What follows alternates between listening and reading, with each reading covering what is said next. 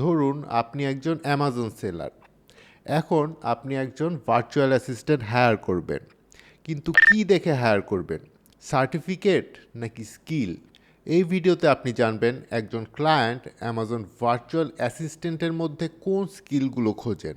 প্রথম এবং সবচেয়ে ইম্পর্ট্যান্ট স্কিল হচ্ছে অ্যামাজন সেলার সেন্ট্রাল।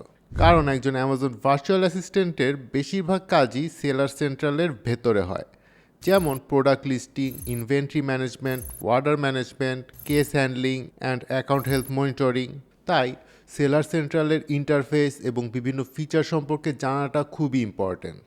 2 নম্বর স্কিল হচ্ছে প্রোডাক্ট রিসার্চ। একজন সেলার নতুন প্রোডাক্ট লঞ্চ করার আগে জানতে চায় কোন প্রোডাক্টের ডিমান্ড বেশি, কম্পিটিশন কেমন, প্রফিট মার্জিন কেমন। এই কাজগুলো করার জন্য প্রোডাক্ট রিসার্চের স্কিল ডেভেলপ করা খুবই ইম্পর্ট্যান্ট। 3 নম্বর স্কিল হচ্ছে লিস্টিং অপটিমাইজেশন। প্রোডাক্ট ভালো হলেও লিস্টিং যদি ঠিকঠাক মতো অপটিমাইজ করা না হয় তাহলে কিন্তু সেল কমে যেতে পারে। তাই keyword research, SEO friendly title, bullet points, description and back end search terms সম্পর্কে ভালো ধারণা থাকা জরুরি। 4 নম্বর স্কিল হচ্ছে অ্যামাজন পিপিসি।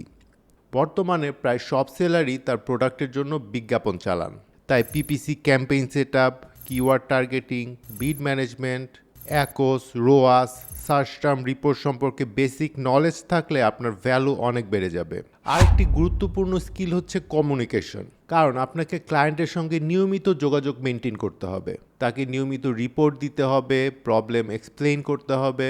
তাই ভালো ইংলিশ কমিউনিকেশন স্কিল থাকাটা খুবই ইম্পর্ট্যান্ট। আর সবশেষে আপনাকে মাইক্রোসফট এক্সেল বা গুগল শিটস ব্যবহার জানতে হবে।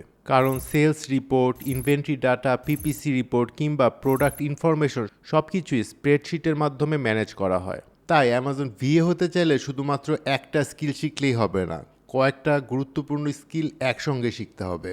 তবে ভালো বিষয় হলো শুরুতেই সব কিছুর উপর এক্সপার্ট হওয়ার দরকার নেই।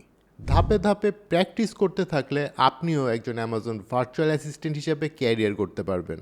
সো ভিডিওটি ভালো লেগে থাকলে লাইক দিন, আর আপনার কোনো প্রশ্ন থাকলে অবশ্যই কমেন্টে আমাদেরকে জানান। দেখা হবে পরের ভিডিওতে।